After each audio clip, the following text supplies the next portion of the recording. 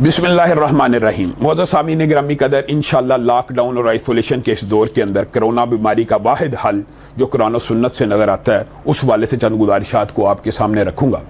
कबल इसके कि हम वो इलाज और हल आपके सामने पेश करें, मैं अपने उन तनकीद करने वाले साथियों और भाइयों को भी मुखातब होना चाहता हूँ जिन्होंने गुज़िश्ता रोज़ मेरी दुआ का चंद सेकंड का एक टुकड़ा उठाया और उसके ऊपर बेजा तनकीद की।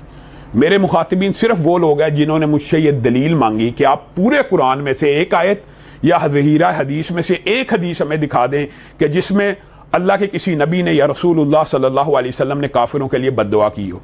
तो मेरे भाइयों, अगर आपको इस बारे में इल्म नहीं है, आपका हक बनता है आप दलील मांगें।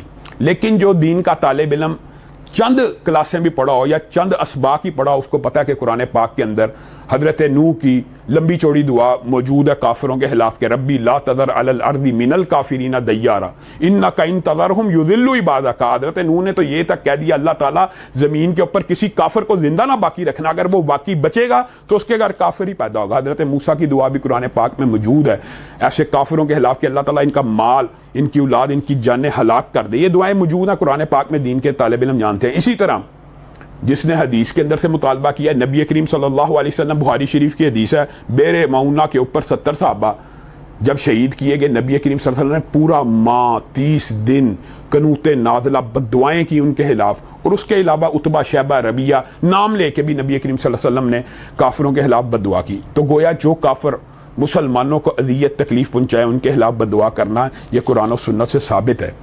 हमें तो दुख उन लोगों के ऊपर है जो हमारे ऊपर एतराज़ ये करते हैं कि काफिरों के खिलाफ बद्दुआएं ना करें, लेकिन एक मुस्लिम तालिब इल्म के खिलाफ उन्हीं की पोस्टों के ऊपर बद्दुआएं और लानतें और मलामतें लिखी हुई हैं। हमें उनकी कोई परवाह नहीं।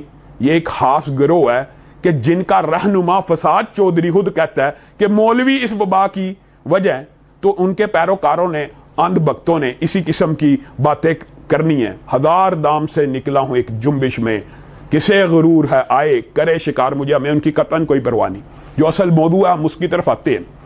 मुअज़्ज़ज़ सामीन गिरामी कदर, आपने किसी के बात के ऊपर कान नहीं धरना। आपने जो सिका मुस्तनद डॉक्टर्स हैं, वायरोलॉजिस्ट हैं, आप उनसे कंसल्ट करें। जो बातें मैं आपको बता रहा हूं, अगर वो इन बातों की तस्दीक कर दें, आप मान लें। अल्हम्दुलिल्लाह तमाम वायरोलॉजिस्ट से, डॉक्टर्स से, सीनियर तरीन डॉक्टर से रब्ता करके मैंने अपने चंद सवालात उनके सामने रखे। उनके जो जवाबात हैं उसका खुलासा मैं आपके सामने रखता हूँ। ये जो आइसोलेशन है, ये जो लॉकडाउन है, ये इसलिए किया जा रहा है ताकि बीमारी फैलने की शरह कम हो। आइसोलेशन असल हल नहीं है। आइसोलेशन इसलिए की जा रही है कि एकदम बहुत ज़्यादा अफराद बीमार होकर हॉस्पिटल्स में ना पहुँच जाए, वेंटिलेटर्स की शॉर्टेज ना हो जाए।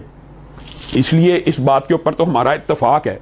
लेकिन आप उनसे अगला सवाल ये करें कि 18 दिन बाद, 14 दिन बाद, 21 दिन बाद, 28 दिन बाद एक सेहतमंद बंदा लॉकडाउन के अंदर आइसोलेशन गुजार के बाहर निकलता है तो क्या वो वायरस प्रूफ हो जाता है? क्या उसको दोबारा से, मैं सेहतमंद बंदे की बात कर रहा हूं, बाहर निकलता है उसको वायरस नहीं लगेगा?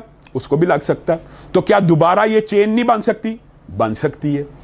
तो इसका असल हल और इलाज क्या है? जितने भी वायरोलॉजिस्ट हैं, आपको पता है वायरल जितनी भी डिजीज़ होती हैं उनके लिए वैक्सीन इजाद करनी पड़ती है। वैक्सीन से मुराद भी ये है, जो साइंस के तालिब इल्म है वो अच्छी तरह जानते हैं कि एक निहायत ज़ईफ़ मुर्दा वायरस उसी नस्ल का, कबील का डाल दिया जाता है, जिसको डाला जाए तो इंसान की जो बॉडी होती है उसका दिफाई और मुदाफ़ती निज़ाम उसके फुटप्रिंट या फोटोस्टेट, आप समझ लें आम फैन मानों में, ले लेता है। उसके खिलाफ जिस्म खुद बहुत मुतहरक हो जाता है। गोया वायरल डिजीज़ के अंदर वाहिद हल इंसान का ज़ाती दिफाई निज़ाम है, इंसान का ज़ाती मुदाफ़ती निज़ाम है।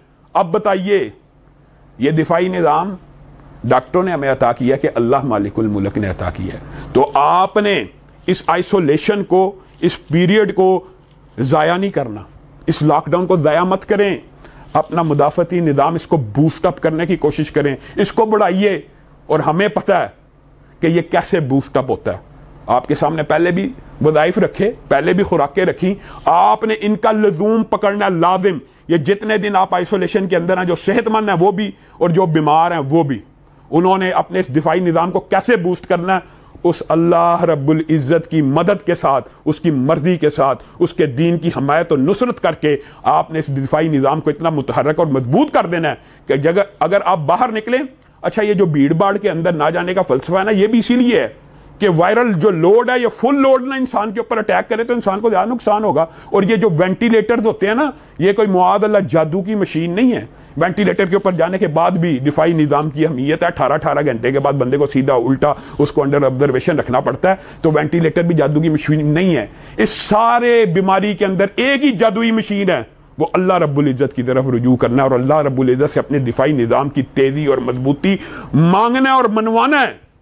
آپ نے اور میں نے جن چیزوں کے اوپر دوام پکڑنا ہے, پہلے بھی آپ کو کیا ہے, آپ کا جو دفاعی امیونٹی سسٹم ہے جو اس کو بوسٹ کرنے والی چیزیں ہیں, شہد, کلونجی, زیتون کا تیل, زیتون کے تیل کے ایک ڈراپر میں اس کو بند کریں, ناک کے اندر 4 قطرے سیدھے میں اور 3 قطرے ادھر ڈالیں, دن میں 4 مرتبہ انشاءاللہ اللہ کے فضل و کرم سے سینہ کھل جائے گا.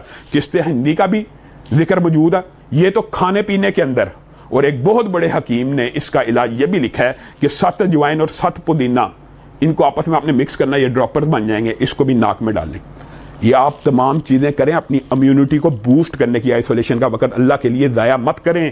آئسولیشن کے اندر 100 مرتبہ صبح اور شام لا الہ الا اللہ وحدہ لا شریک لہ لہ الملک و لہ الحمد وہو علی کل شیء قدیر, یہ پڑھیں گے. اللہ رب العزت نے آپ کی حفاظت کے لیے فرشتے مقرر کیے ہیں. اللہ رب العزت نے یہ دفاعی نظام, یہ باڈی بنائی ہے. اللہ کو پتہ ہے یہ باڈی کس طرح متحرک ہو سکتی ہے بیماریوں کے خلاف. اللہ کی مان لیجئے, آئیے اللہ کی مان لیجئے. اعوذ بکلمات اللہ التامات من شر ما خلق, بسم اللہ الذی لا یضر مع اسمہ شیء فی الارض ولا فی السماء وہو السمیع العلیم.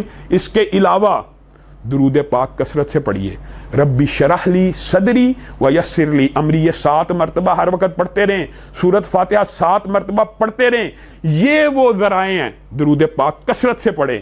یہ وہ ذرائع ہیں جس سے آپ کا مدافعتی نظام بڑھتا جائے گا. یقین مانیے آئسولیشن کا پیریڈ, کوئی ڈاکٹر آکسفورڈ یونیورسٹی کی تحقیق اٹھا کے دیکھ لیں, انہوں نے کہا آئسولیشن حل نہیں ہے.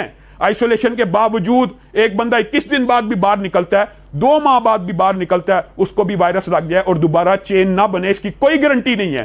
صرف ایک ہی گارنٹی ہے, آ جائیے اپنی امیونٹی کو مضبوط کیجئے, اللہ کی طرف رجوع کیجئے. وآخر دعوانا ان الحمدللہ رب العالمین.